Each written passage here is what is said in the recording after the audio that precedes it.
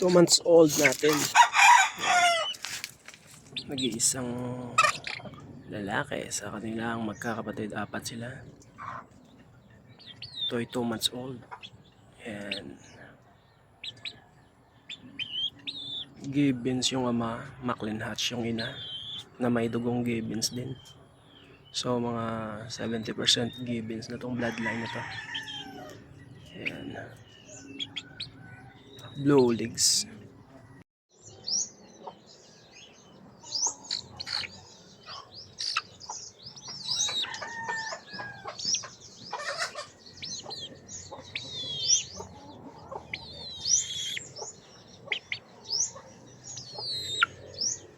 Ganda.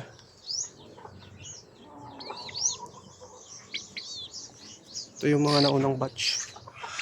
Yan. Ang tatlong magkakasunod na yan. Kuya niya yan. Isang ina, isang ama. Second batch to.